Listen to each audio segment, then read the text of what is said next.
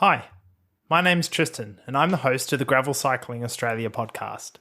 I was born, raised, and continue to live, work, and ride my bike on the lands of the Wurundjeri and the Wadawurrung people. I acknowledge the Wurundjeri people as the traditional custodians of the land on which this podcast is recorded, and pay my respects to their elders past and present, and extend that respect to all Aboriginal and Torres Strait Islander peoples today. The Gravel Cycling Australia podcast acknowledges that Aboriginal sovereignty has never been ceded.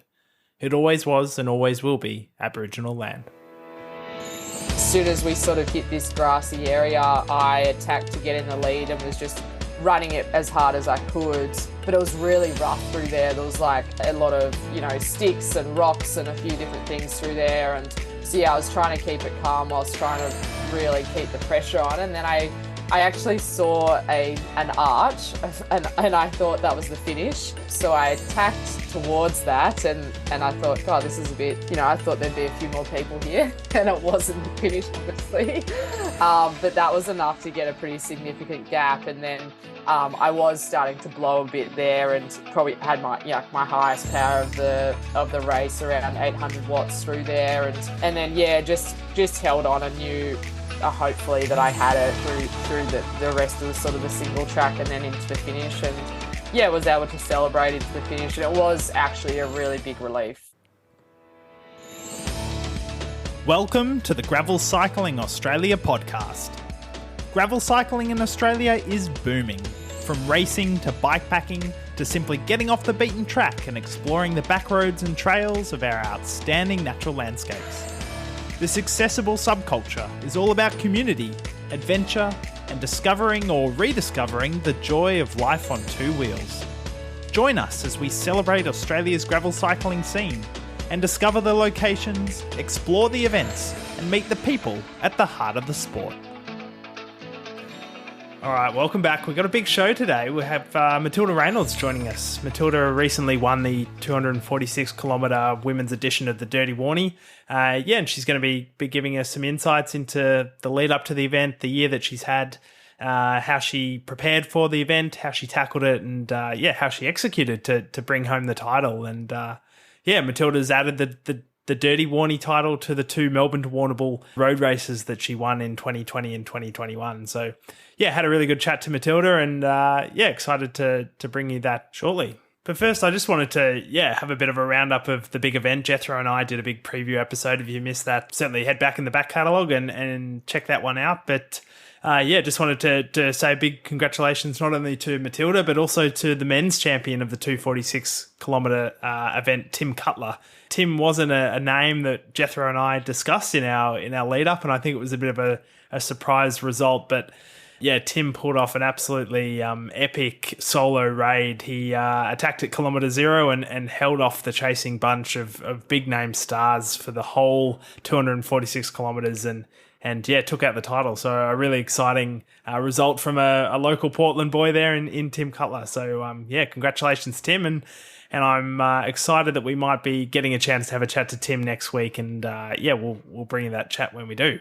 For the 140-kilometre events, we saw superstar Grace Brown take that one out on the women's side, and Jack Aitken, who had a great race in the full 246 last year, he took out the 140-kilometre event this year. And then for the new 84-kilometre event from Timboon into Warrnambool, Ruby Taylor of the Hawthorn Cycling Club and Thomas Jackson from Blackburn Cycling Club took out those ones. So, congratulations to all the winners. And a big shout out as well, just to anyone who took part and rose to the challenge of the event. It's a big one, the Dirty Warrny, and it's one of those things that we love about gravel, right? Like, it's one thing to celebrate the winners of these races, but I think we all know that the real beauty of gravel is that everyone who cable ties a number to their handlebars is going to come away from the event with a story, and that's why we love gravel. Congratulations as well to the race organiser, Karen Jones, and her team for putting on what, by all accounts, was a really great event, a really safe event, and really setting the standard for what gravel racing can look like in Australia. So on the back of such a great event, it's a bit of a shame to see the news this week that the upcoming Giro della Donna and Gravel Giro that were planned for this weekend have unfortunately had to be postponed again due to some nasty weather forecasts down here in Melbourne. It's it's looking likely we're going to have a couple of thunderstorms across the weekend, and the organisers there have made the sensible decision to cancel the event in the interest of rider safety. I can't imagine that was an easy decision to make, but certainly the right one. I mean, at the end of the day, this is a sport and a hobby, and we need to make sure that we're all getting home safe at the end of the day in one piece. So, unfortunately, that event won't be happening this year, but those who are registered will get their registration carried over to next year, and they've also already announced the dates for next year's event for those events, which are real favourites on the Melbourne cycling calendar. Looking a bit further afield, we also had recently the announcement of next year's Lifetime Grand Prix athletes. And yeah, it's great to see that Trekkie Johnson and Tasman Nankervis and Lockie Morton will all be returning for a second year of the Lifetime Grand Prix. And I'm sure the three of them have some big goals for some of those events for next year. So yeah, really excited to see how they go, and we'll certainly be following along here on the podcast. Really exciting to see as well that 12-time Australian national champion, Bendigo's favourite Peter Mullins, has also made the cut there and been selected for the women's event. So yeah, congratulations to her as well, and equally excited to see what she can do on the big stage next year. And just finally, before we jump into our chat with Matilda, just wanted to reach out again and ask your help in spreading the word about the show. If you're able to share the word about the show with your riding buddies, share our posts on Instagram, that will just help sort of build the following you have here and try and make this a sustainable product going forward. Yeah, I'd love to keep being able to bring you this show week on week for many years to come. On that note, if you are able to help support the show, there is a link down there in the show notes where you can become a supporter, and be really, really appreciative of any support you may be able to provide. All right, that's enough from me. Let's get now to our chat with Matilda Raynolds, your 2023 Dirty Warrny champion. Matilda, thanks for joining us on the Gravel Cycling Australia podcast. Thanks so much for having me. I new listening to this podcast, and it was actually a huge help for my recent Dirty Warrny event. So yeah, thanks for having me on. Yeah, no, I'm glad we could help you out. I wanted to get you on to talk about the Dirty Warrny. Congratulations on what an amazing win you had at the big race last week. How's it been sitting with you since you crossed the line first? Yeah, it's obviously just like when you win, it obviously has like a different effect after the race. You know, you never want to make winning necessarily the goal, because so much can be out of your control. Like I can't control my competitors, and so even before I'd finished, like I was already just really happy with how I'd handled the day. And, you know, I'd told myself, you know, I'm really happy with how, I'd fueled the day and the tactics I'd used in the day and how I'd felt and raced. And, you know, winning's just sort of that cherry on top that makes it like, you know, a really fun day. But, since the event, so that was great. But yeah, since the event, I recovered pretty well. I think if you can nail your fueling, then you feel a lot better the next day. But yeah, having a little bit of a down week this week, just because of a lot of travel the last few weeks and a few events, and getting ready to ramp up for nationals. Yeah. Excellent. Yeah, I'm really keen to dive into your strategy and your approach to the day and how it all played out. But before we get there, I just want to take a step back and sort of reflect on the journey you've been on to get here. Those who followed the domestic racing scene in Australia will probably know you came to cycling from professional triathlons, and then you've gone on to become a 2-time Melbourne to Warrnambool winner, and you've definitely shown your quality with excellent performances at the Santos Tour Down Under in recent years. And then this year, you kicked off the year with a big stage win at the Bay Crits. Can you tell us a bit about the journey you've been on since then? Like I was a late bloomer. As you said, I was doing triathlon for, you know, all through my early 20s. And I just loved it because I just loved the challenge, and I loved, you know, I come from the country on a farm, is my background, and grew up there, and, you know, Dad just worked us so hard. So we're just so used to being so active. And when I heard about this sport, which was called, you know, and I was very into team sport at school, I played a high level of hockey and softball. And on reflection, I wish I'd probably taken that, you know, potentially overseas or to the US or something. But I hadn't really seen anyone do that before. And so then I moved to Sydney for study and for work, and yeah, heard about triathlon, which just sounded amazing. It's pretty much like you were active all day. And so, yeah, and I got really into it, and you progress pretty quickly when you're younger and doing those longer races. That's not as competitive as like, say, you know, I did a little bit of the international ITU, like International Triathlon Union races, raced Oceania, had the Australian kit for a little while there, and but unfortunately I just yeah, I got some really bad advice just around fueling and my training, and really struggled with you know, some of my weight during that period, and really I just burnt out. So yeah, I was really, really low for a number of, I think, seasons doing triathlon. And I realized I just wasn't very happy doing it. And I was probably doing it because other people wanted me to. And so, yeah, I stopped triathlon and moved to Melbourne for an amazing job with Specialized, which was a dream job. And really I was extremely focused on my career and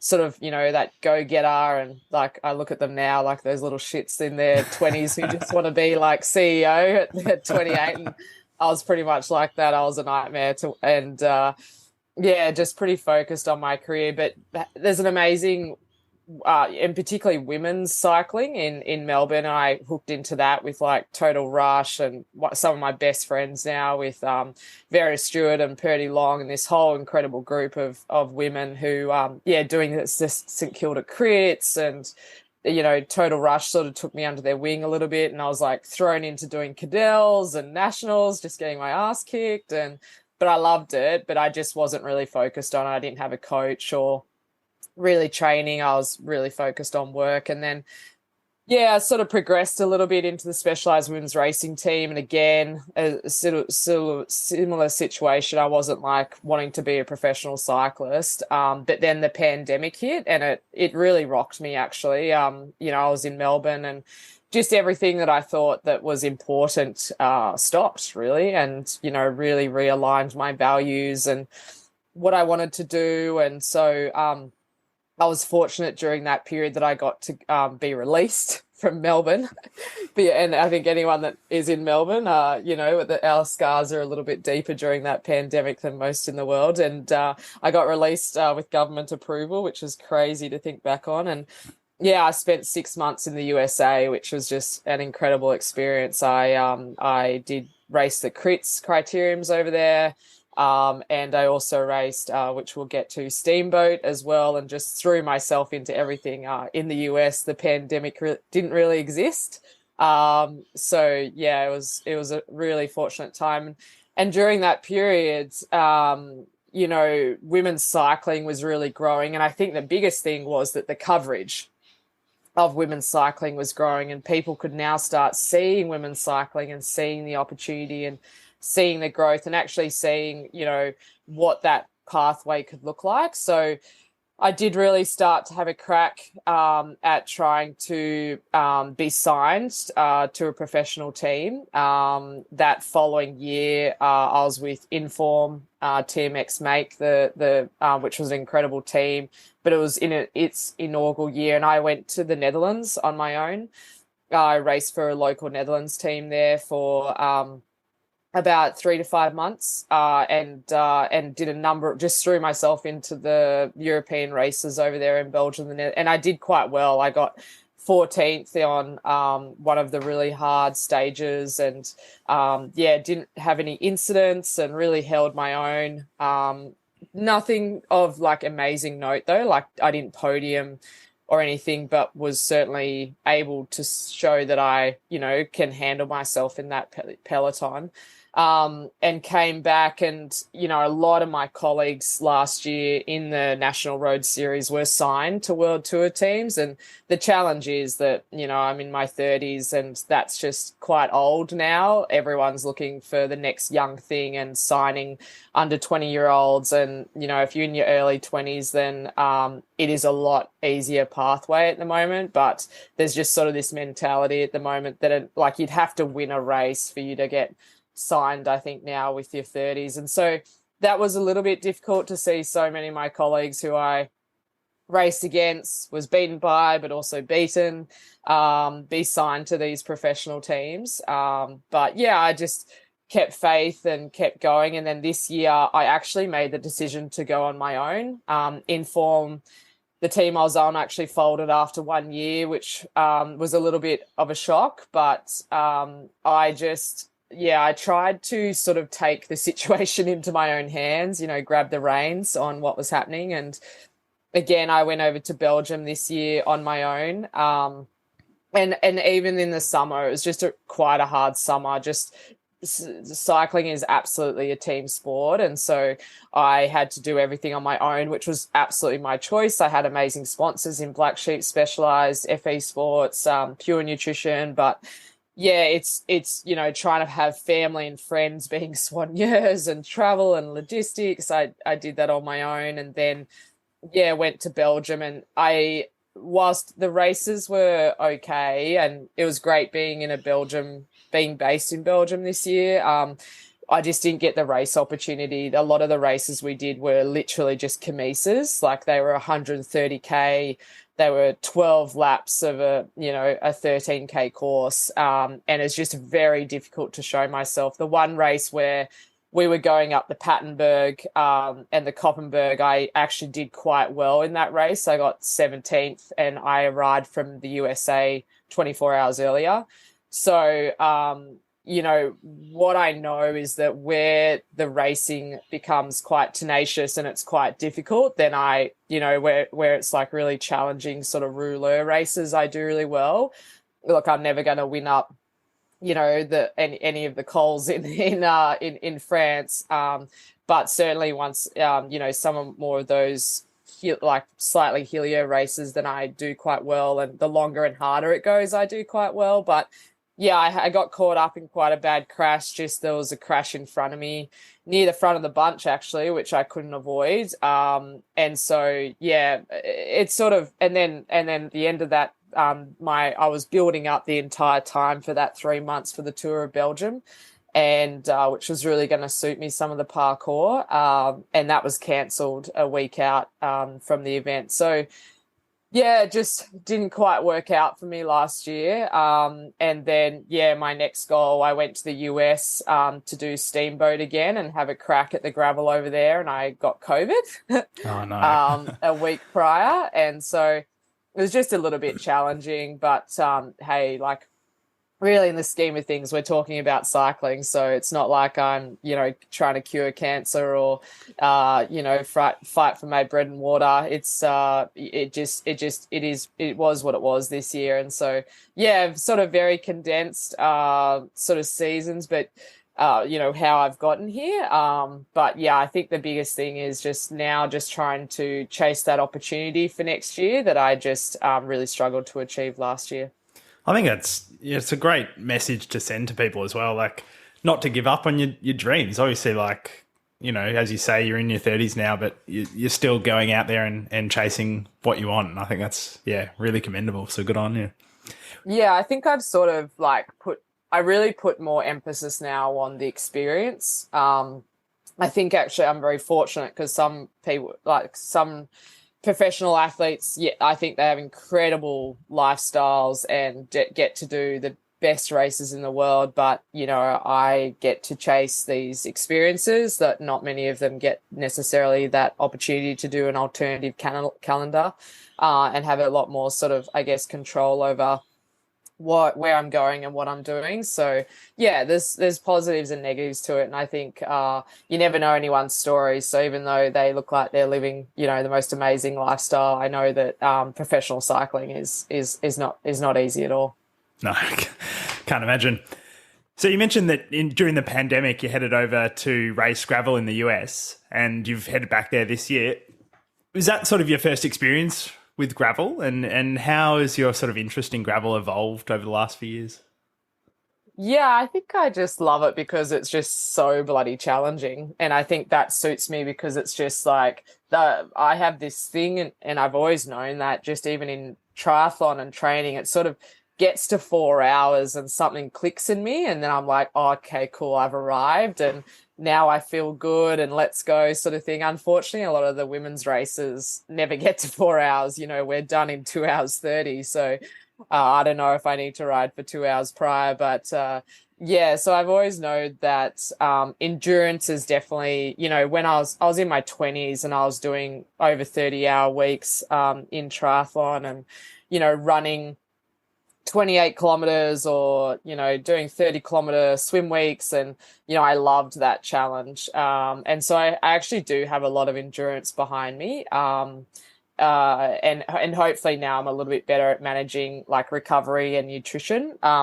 But yeah, I think my interest in gravel has really just been the challenge of it, and the tactics of it. And a lot of it is, you out there trying to, I guess, compete against yourself. So yeah, the Steamboat in 2021, it was just, I can be a little bit reckless in my decision making sometimes there. Like I take risks that if it went wrong, you have no idea how you'd get out of it. So yeah, I only had my aero road bike, my tarmac over there. Fortunately, Steamboat, they call themselves Champagne Gravel. There is a bit of tarmac in there as well. But yeah, like I had tires on. I knew I couldn't get off if I had a puncture. And yeah, I think I ran maybe 28s and they would have been pumped up like to 60 PSI. I'm horrified to think how I did it. But I just, yeah, it was just, I didn't even think about it. I think I had 2 water bottles for the day and a handful of gels, and it was just stupid.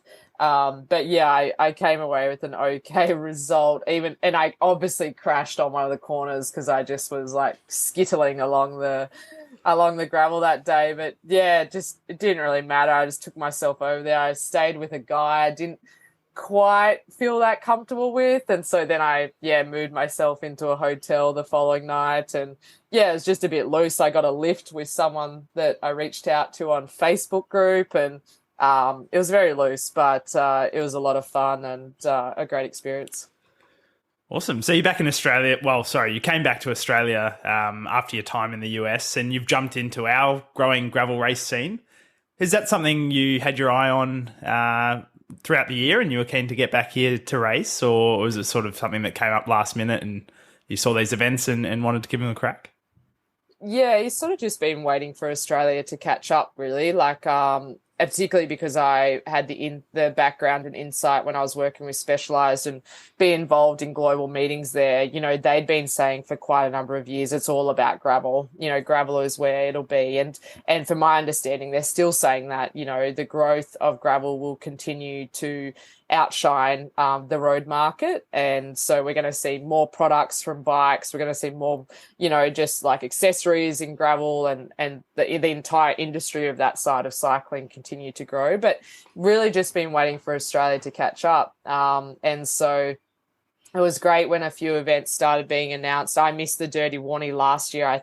I can't remember whether I was doing the Tour of Tas or I just wasn't in the country at the time, and I was pretty jealous of missing it. But yeah, I guess just trying to access some of the events in Australia, and really there's really not that many where it's an actual race. There's a lot of sort of Grand Fondo style events, which I think are fantastic. But, I really see a future where the National Road Series on the road continues to diminish, and we could see a gravel series in Australia in years to come. So it's certainly, like, if you're an event organizer, then this is really where you should be putting your time and energy and future planning into. It seems like a pretty common story when you talk to people, like just road cycling getting so much harder to organise events and more opportunities and more interest for people to do these gravel racing.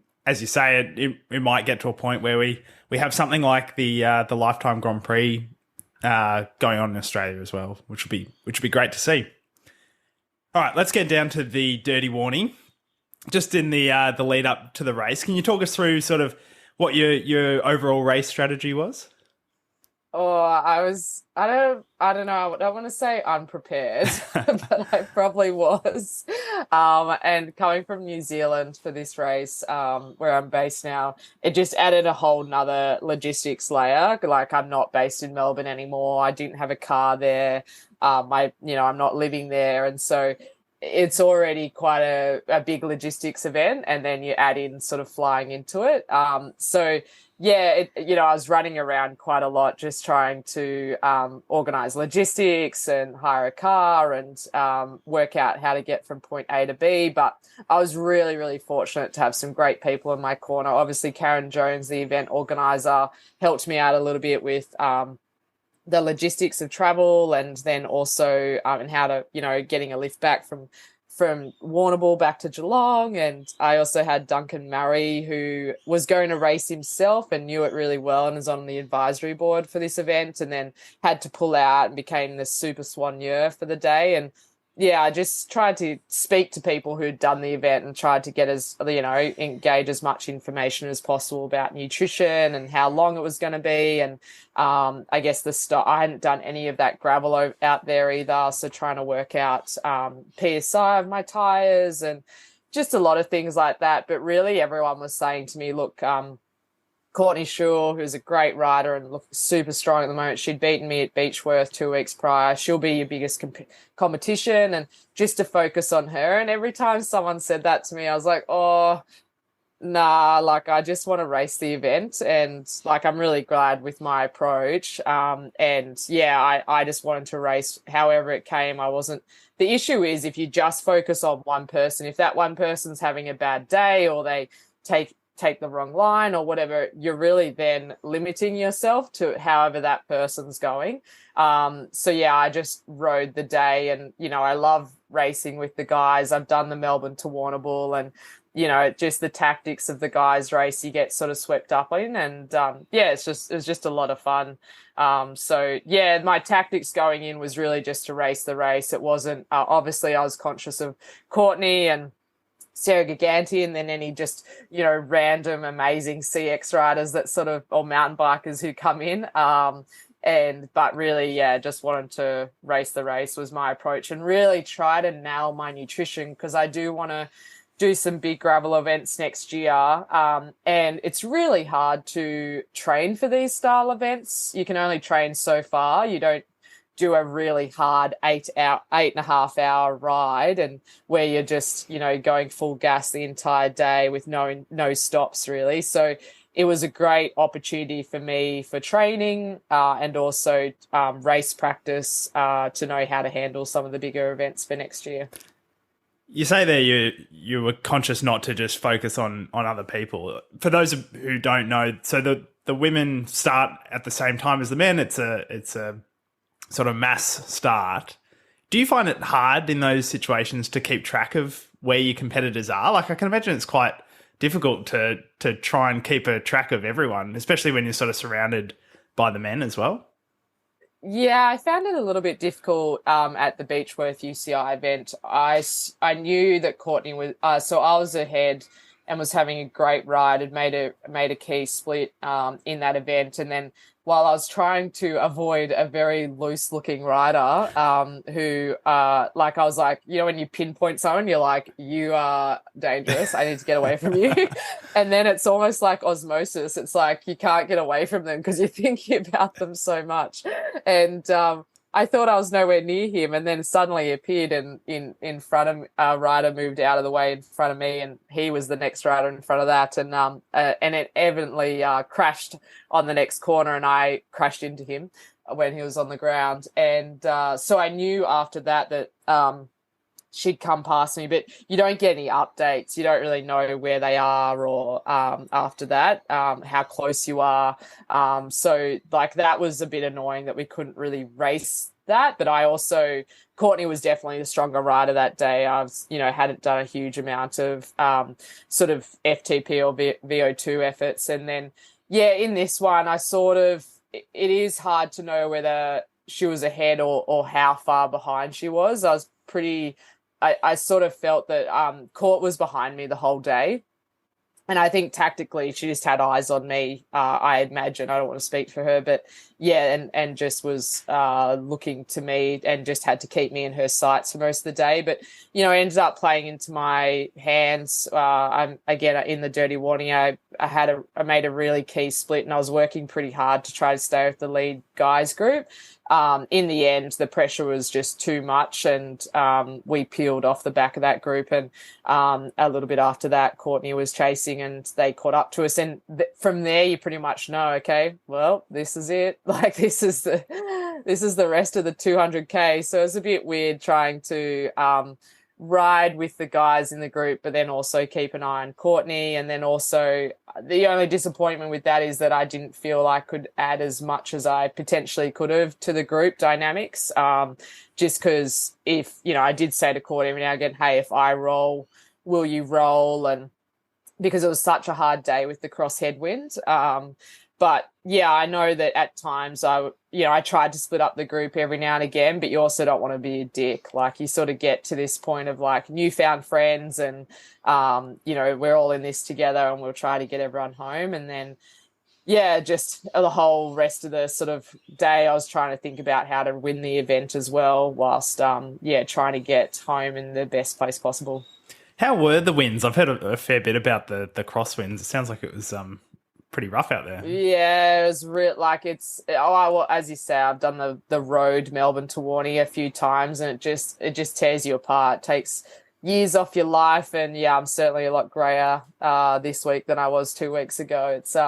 It's just that's the Great Ocean Road area, but apparently last year it wasn't as bad, and so like I think some people who did it last year and did it this year, they were half an hour to an hour slower this year. So it's what makes, I think it's Tim Cutler is his effort in who won the men's event, going off the front by himself is just insane. Like the wind was so strong. We were sort of in an echelon for most of, the last 100 kilometers. And no matter where you're sort of sitting, you just weren't really getting a break. And we were really lined out across the road. And it was just really difficult to hold position. And it was a pretty tough day, but it's really well known for that area. And Tim's a local. And so, when I said that to him, he said, oh, this is what I train in every day sort of thing. But those conditions really did. But that's why it also was really difficult to get away. Apparently in the men's race, like a lot of the key splits happened during the feed zones, which was a bit naughty, but it's just the day made it extremely difficult to split up because then you're into a headwind potentially on your own. So, it probably stalled some of the racing, and it's crazy that a 250 kilometre ride came down to a sprint. But if you look at some of the biggest monuments in the world, they all do. So, yeah. Yeah. Take us through that finish. What was sort of on your mind heading in? What was your plan for getting the better of Courtney there in the end? Yeah, well, I think you had spoken to Jethro the week prior and talked about the finish. And so that was really helpful. And then we actually had Australian champ Connor Sens with us as well. And so I was trying to ask him questions about, because the advantage Court had is that she knew the finish because she'd done the event last year and I hadn't. So I was conscious of that. And I was just trying to talk to anyone I could in our group of like, what's the finish? And it was ridiculous because everyone was saying the same thing, but I was like still trying to ask, like, surely that, trying to get something. There has to be something a bit of light a gem you can give me. But it was good to talk to Connor about it. He'd had a really bad puncher that put him back 20 minutes and he was with our group, which was great because he was so strong, but also he was like too strong. We just at times needed him to just go away, like, please leave us alone. Trying to hold his wheel was pretty challenging. But chatting to him, he'd talked about, which you guys had as well, that it's a grass finish and then it sort of goes into a little bit of single track. And so I sort of had in my mind it's best to lead through there because quite difficult to overtake on grass. And then also if it's a bit of single track, there may not be the space to overtake.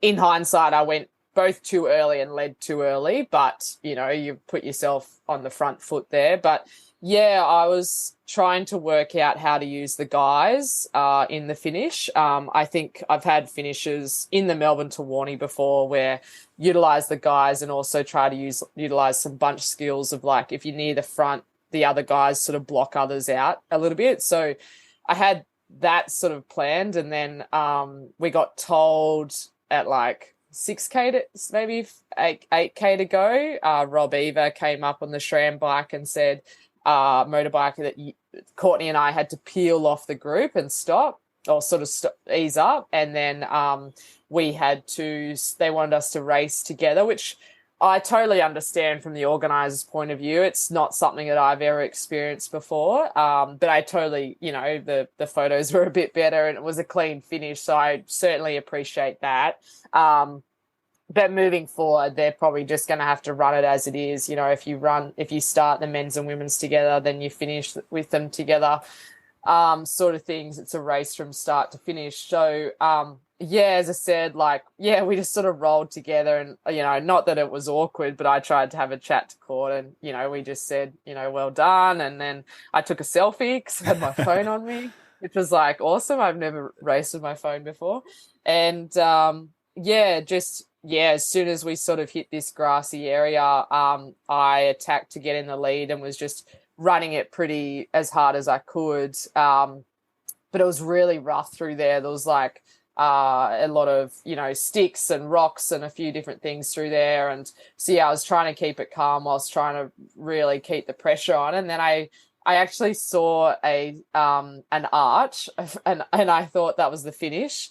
So I attacked towards that and I thought, God, this is a bit, I thought there'd be a few more people here and it wasn't finished, obviously.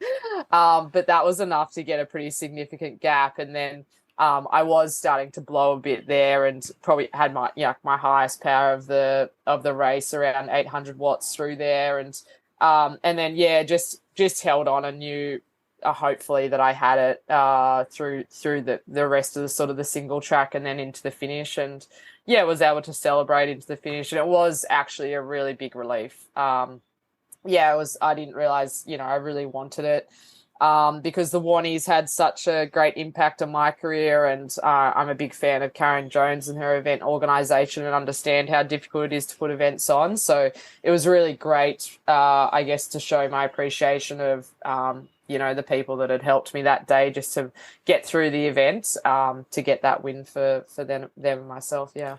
Yeah, congratulations. It's an epic day out. I saw you posted on Instagram some of your stats. 620 TSS for the day. Wild. That's absolutely wild. What else there? You've got 8 hours and 40 minutes on the bike. Is that the longest sort of race time you've ever had? Yeah. I think so. The Steamboat Springs is similar. It's about it's around that time actually. I think so. Yeah. And a normalized power of 237 watts over that period of time is also a bit bonkers. So, congratulations. Take us through your bike setup. What was your tech choices on the day, and how did you come to that arrangement? And of course, people always talk about tire pressure. What did you end up running? I'm so fortunate. I have the Specialized Crux, which is literally just like a light road bike. It's with great tire clearance. It's so good, and I use the Pathfinder Pro tires, which is probably one of the most popular tires on the gravel scene, unless you're sponsored by someone else. And so, the Specialized Pro, the tires are a really good choice for sort of like fast gravel when it's not too gnarly, they're just really comfortable and give you a lot of confidence as well. I ran a 30 psi, pretty close to on both. I have been notorious. Obviously, you got to remember I came from triathlon where I used to pump up my tires to 120 psi, so been a bit of an adjustment. But yeah, I ran them way too high at Steamboat this year, and was just like sliding along the gravel too much. And so, yeah, this one felt really good. I think I've actually been quite surprised. I think it's got great braking power and handling. And so that's really enabled me to really enjoy the descents. Like, myself and another guy were going off the group quite a lot when in the really fast descents. And at one point we got away for a period of time, but as I said, like the headwind, it was never going to happen. So, just it's enabled like a lot more confidence when I've been racing. And so what I actually did, we utilized the feed zones in that I actually started with a hydration pack. I'd never used one before. So as I said, like with these events, don't worry about the never try anything new on race day. Fuck that. Just try something. It doesn't matter. Like it's, in these events, things do go wrong, but unfortunately that's just how you learn, like how to handle them. And so, I've never used plugs before because I haven't had a puncher like that. And so I'm fearful that's going to happen in race day and, I'll be scrambling and how to use it. But, and so, used a hydration pack, didn't have any water bottles in my bike. So I just used the hydration pack until the first feed. And I was pretty much the only one that stopped at the first feed. So I whipped my hydration pack off, put 2 water bottles in and chased back on. And then I was rotating almost 2 water bottles at every feed, and there was 4 of them. And because in Steamboat you actually aren't allowed outside assistance, where in this event you are from feeds, and so that changes no matter what event you go to. So it was really good practice. And I had about 16 gels, which is disgusting. Yeah, gross. And went through about 6 water bottles and this hydration pack. The bike setup was great. Had no issues with that, which is a rarity. Like, I think you're really just trying to get through, because like I did Noosa Enduro once. I'd never ridden this crux before, and I literally just raced it the next day, and I got a puncture and I couldn't seal it because it was so wet, and I didn't have Dynaplugs on me or anything like that. So that event lasted about 2 kilometers, which was really annoying, but those things happen. You learn from them and go the next one. But I was just fortunate, touch wood, that no incidents for this event. And the event organizers did really well. The first 9 kilometers were actually neutral because it was really, really rough corrugated gravel, as opposed to Gravelista. The first 9 kilometers were absolutely terrifying. And a lot of people lost water bottles or crashed or lost fingers. And it was just it was a wild opening stage for Gravelista, but this one was pretty calm. So I didn't hear of very many issues, just a couple of punches for people who may have struggled to fix them. Yeah. And I saw you said after the race that you felt really safe out there. Was that how is that? Was that because of the motos that were following you, or? Yeah, we got really lucky actually. So along that, so it actually was incredible. I know this sounds stupid because it's a gravel event, but it was insane actually how much gravel there was. Like, some of the gravel events I've done, there's been pretty solid sections of tarmac or a few kilometers of tarmac that break it up. And oh my God, this 250 kilometers, it was like only 10 kilometers it was tarmac. So I was just amazed at actually how much stunning gravel there is in that sort of Forest, Timboon, Simpson sort of section. And so that makes it really easy for the event organizers, that they don't have to do road closures. And that is why gravel will grow so much quicker than the road market, because the road racing is just becoming unattainable in the costs of what it's taking to shut down roads. And so the costs are just blowing out of proportion. And so, we got really lucky though. Sort of the last 100K almost, we had almost a chaperone motorbike that was going ahead, stopping any traffic that where we had to cross over a tarmac road and back onto the gravel. And so, we hardly paused during the event. And then also, they had the neutral service. They had a huge amount of motorbikes. Obviously, this was my experience where I was in the race, but it was just really, really well done. They had emergency contact numbers because that was the other thing. If you come across someone that's hurt, you want to know who to call. And so, the event organizers and Karen Jones events did really well to run such a safe event. Yeah. Yeah, great. So you've won some big races in your career, including, as you say, a couple of editions of the Melbourne to Warrnambool Road Race. Where does this one sit on your Palmares now you've sort of had a week and a half to digest it? It was really good, but like it wasn't as competitive. I think it's interesting when you sort of you judge those sort of where does it sit, or it's a lot of it is like the perception of others. So when you say to a cyclist, would you rather win gold at the Olympic Games or the Tour de France? They a lot of that is based on the perception of the sport in the fans that follow it, and what we hold as fans or colleagues of like how prestigious that event is. So look, it was a great achievement. I'm more happier that my individual performance than necessarily the result itself. Because we're really going to need the female side of the sport, participation to increase significantly for this to hold the same type of prestige as some other events that I've done. So it was a great step. I love to now have that on my resume, because I know that this event will probably be one of the biggest in the country in a few years' time, and so I get to have my name on that, and that'll be great to be able to say at maybe some point if anyone cares in a few years. But so the prestigious of the event, it needs to grow a lot more, which it will, as will then the weight of how your achievement to that event will as well. Yeah, that makes sense. You mentioned there that women's cycling is growing. Do you see gravel as sort of being a bit of a gateway for young women to get into the sport? It's sort of a bit safer perhaps and a bit more accessible than road cycling?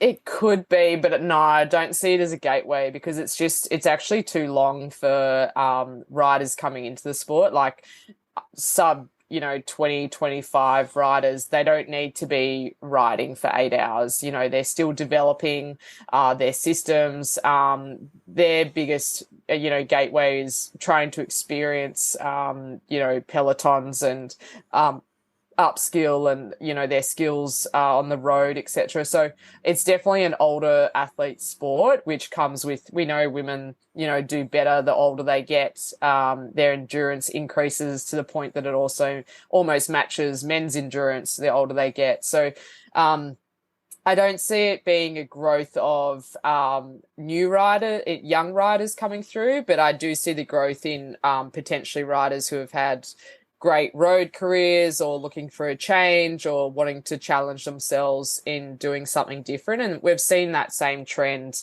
in the USA. We're only really now seeing riders choose gravel as a first avenue rather than coming to gravel after they've had really good, XC careers or road careers. So where, as I say, like Australia's probably honestly about 5 years behind America where the market is. I don't think a lot of people don't realize just how big and how much people care about gravel in the USA. All the brands care about it. At every event is the biggest bike industry brands, riders who are doing well, making huge careers out of it. Many of them are getting paid way more than they would if they were on a professional team. And that's the same on the men's side as well. And they don't have to be traveling in Europe every weekend, and they get to, be their own boss. So we're certainly a bit behind, but I do hope, and I also think a barrier for it is that you do need a different bike. Sometimes you can get away with it by using a different type of tyre, which my next gravel event will be the gravel event in Adelaide, which is also run by the same company as Steamboat. So I think for that, I'm just going to be able to get away with using a different set of wheels on my road bike. But mostly you do need a different bike. But I think more and more we're seeing the growth of women overall, not necessarily the professional side in gravel, was huge during the pandemic because it was just so much safer. And I think a lot of females that joined cycling during that period have now stopped because The safety has been a concern with the increase in traffic again. But those who have kept going with it, many of them it's the joy of gravel. Like it's so good. It's like being a kid again and learning how to ride a bike. It's, you just don't realize how much anxiety you actually build up when you're on the road, and actually it's not that relaxing, until you get out in nature and you're on the gravel and you don't have to be throwing yourself down a mountain bike trail. It's I really, really hope, I think with more of these events, more exposure, going behind the scenes of showing what it's like, that more and more women in particular will get involved in riding gravel. They don't have to race it. And that's also the best thing, is that, you know, in road, like you get dropped in the peloton or you get dropped from your group and you feel like a bag of shit and like your day's over and you get, you know, you're sort of in the sag wagon. Where in gravel, it doesn't matter what anyone's doing around you. You're able to it's a ride against yourself. You're just trying to the whole thing is a huge achievement to get to the finish. And so it's, you know, it's not like 50K and your day's done. It's like, it doesn't really matter where you are. Groups will sweep you up, and it's just, you know, a really, hopefully, enjoyable long day. And so, yeah, I hope more women get involved in participating in it, not necessarily having to race it. Yeah, I think it's hard not to enjoy riding through the Otways, even if you're sort of at the back of the pack. So I can definitely relate to that. Yeah, I did. It was remiss of me not to take more notice of the amazing scenery. I did at one point when we were climbing. I was like, oh, how good's this? But most of the time I was chewing my stems. So I think it is far more enjoyable to participate than race. Yeah. So what's on the plans for 2024? Are you planning to go back to Europe, have another crack at the professional scene, or you're going to take more of a gravel focus? About Europe. We'll just see how it comes, what calendar. I have signed with the team, which hasn't been announced yet, for next year, which will enable me to race the Tour Down Under, hopefully, if I'm selected, and Cadell's, and also have some support around nationals. So I really missed having that support during the summer of cycling. You know, I felt great at Bay Crits, but felt like, you know, a bag of balls at nationals last year. And so, it'll be great having a team being in team environment again. With Europe, it just really depends on the race calendar. I'm definitely not going back just to do a bunch of sprint races where you just sit in a bunch for 4 hours and it's a mass sprint at the end. But yeah, I think so we'll see what happens there. But then the big goals, which I've been quite clear with myself, is I want to go race Unbound if I can get in to the lottery, potentially Leadville, and potentially going back to Steamboat for a third time. We'll see. So Unbound and Leadville, they're just huge events, huge bucket list events that, again, like, I'd love to really target them. This is the first period almost in my my training racing life that I'm off work just for a little while, so just leaning into that, and I'll see where that takes me. I think I feel a lot more confident about next year, just in having a few more things in place, and a bit more support around what I'm trying to do. I think if you find the longer events suit you better, I think Unbound's probably the longest of them all, right? So you could have a good day out there. Yeah, I hope I like, and it will be great the more and more that the women's racing grows. It will become an actual tactical race, where a lot of these events are just like, 8-hour floggings, and you're just not seeing any other women, and you're just, just schlepping through. So more and more, it's growing. We're seeing individual women's starts from men, which will really change the dynamics as well. So, I'm excited to hopefully do Unbound. I think it is a race you may need to do a few times to get right, but it doesn't really matter what happens. It's definitely going to be pretty adventurous. Have you got one eye maybe on trying out for the Lifetime Grand Prix at some point? Yeah, I think the riders, I'm good friends with Ella Bloor, who raced last year and did like she got really, really like she had no luck in any of her races really. She showed that she could be there in the races that she did, she didn't have any issues, but that's gravel racing. It's sort of how you deal with those issues. But she really showed that like the biggest challenge for an international athlete doing those events is you're almost starting like 5K back from the start line because, you're over there without a support network. And she did an amazing job in setting up a life over there and having a crack. So that was super inspiring. I think it's going to be great to see Peter Mullins there this year. I think she'll be really well set up with her sponsors, and she's got a lot of experience and family and friends almost in the US that'll help her. Whether I think I'd like to do these events over there and just see, because I think the lifetime, it is a year commitment. It's like you can't really work as well. You need to be all in. It's becoming like that. And, you say, oh, you're looking to do lifetime here, and everyone's like, what is that? We're in the US. It's like, the Grand Series. It's the Super Bowl of riding over there. There's really no road market over there anymore. And so I think Trekkie did incredible, and Cole Patton, the Aussies did a great job in putting it on the map and showing brands how, the return on investment's really high. So, yeah, like I just want to keep things open. This year, I went all in on a couple of goals and they didn't work out. And sometimes when you just go all in, it's just devastating when it just doesn't work out. And so trying to keep it a little bit more fluid and just focus on the little things building up to those events, and then the event's sort of the cherry on top. So yeah, we'll see where it goes. I think that's the thing with cycling, it's so open to issues of crashing and sickness and events. So yeah, we'll see where this year takes me. You're going to try and get back to the Dirty Warrny next year to defend the title? Oh, I hope so. I think it'll be every year it's going to be bigger and bigger. I think the coverage we were able to give it this year, it'll be bigger again. There'll be a lot more people that had FOMO. I think it's at a good point in the year as well. And I also think that this coming year could be one of the last actual Melbourne to Warnies on the road. So I really see this event taking over that one. So yeah, I think their entries doubled this year. They had a huge amount of interstaters, and I think it's only going to go from strength to strength. And I'd love to be a part of that. And so, yeah, if I'm available and well and in the area, then yeah, I'd love to return. And then also hopefully love to see, the women's field double in size, hopefully.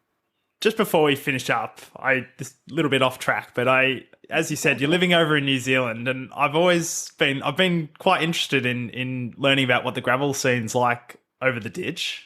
Yeah. Can you shed the light on it a bit? Yeah. Well, one of the only gravel events I've done here is actually a UCI event called Gravel and Tar. They're looking to bring it back this year, but I just don't know if teams are going to be able to afford, because it's in January, which is such a busy time for UCI teams. I don't know if they can afford to be doing the whole summer of cycling, then coming to New Zealand and going back. But yeah, I did Gravel and Tar when Neem Fisher Black won, who's, one of the top 10 female cyclists in the world. She rides for SD Works and Kiwi. And yeah, that event was ridiculous. Like the gravel was like, it was like pebbles almost. Like it was like like these tiny rocks that you just sunk into. It was just super, super rough. Again, I had nowhere near enough fuel, because you're working so much more in gravel, and that's why fueling is just so much more important, because it's not like in road where you get a sit, or the first hour you might only be doing 100 watts. It doesn't matter what you're doing, you're working. Even when you're in a bunch, you're having to work just to get, your bike over the gravel. And so that was a super hard event. There's actually an event coming up this weekend called Edition Zero, which it was just a bit much for me to do after the Warney and travel to that. And so certainly the gravel scene is growing here. I'm not sure how much the race scene is, but like New Zealand has amazing events, but the gravel sort of changes depending on which area you're in, even though it's such a small town. New Zealand's a little bit more rugged overall than Australia, and so I can't imagine them, they're not going to be smoothing out any roads for you, or they'll be making it as hard as possible. So I do see it continuing to grow here. But the other great thing with New Zealand is that they have a huge amount of rail trails. So in terms of if you have a gravel bike, it's pretty much no matter where you are in the country, you have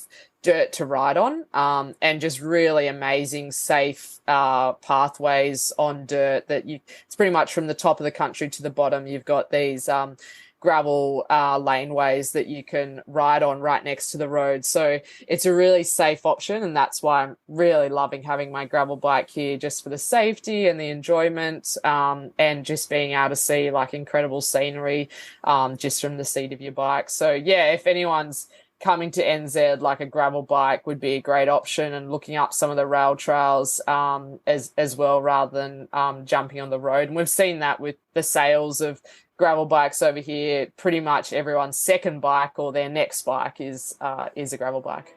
Yeah, I'm keen to get over there. I went travelling there after uni and drove around in the car, but yeah, that was before I was into bikes, and I reckon if I went back now, it'd be the perfect place to go riding. So. Oh, 100%, yeah. Matilda, thanks very much for joining us on the Gravel Cycling Australia podcast. Congratulations once again on an excellent result at the Dirty Warrny, and all the best for all your goals for 2024. Yeah, thanks so much. And yeah, I love the idea of your podcast. I think, yeah, as I said, like you're definitely heading towards the right trajectory. Like, I think, as I say, I don't think people realise who, like, those roadies are really locked in, just how much gravel is going to grow. So yeah, get onto it and jump on that train, because yeah, it's only going to move faster and more forward than as the years go on. What a champion of Australian cycling. Honoured to have a chat to Matilda, and really inspired by that journey that she's been on in the last year, identifying that she wanted to have a crack at the European professional scene, even though she's well into her 30s, when many people would probably be giving up on their aspirations. But yeah, she's still out there chasing what she wants. So huge kudos to Matilda, and I'm sure that there's plenty more successes to come in her cycling career. Also, just love the example that she's setting for young girls and young women, and showing them that gravel cycling is an inclusive space that you can come and tackle and be safe and have a great day out on the bike and challenge yourself. Alright, I hope you're not quite sick of the Dirty Warrny content just yet, because I am keen to have a chat to Tim Cutler and hear about his day out. I can't wait to get in the head of someone who has the self-belief to jump off the front of a real high-quality pack at kilometre zero and nut it out for the next 8 hours. That's, something to behold. So, yeah, really keen to get his insights as well. And, also still keen to catch up with Trekkie. That's still on the cards as well as we head towards Christmas. So, yeah, I'll be down in the Surf Coast for a couple of weeks in December, so if anyone's down there and wants to have a ride, get in touch. But in the meantime, get out there, enjoy your gravel riding, and tune in next time for the Gravel Cycling Australia podcast.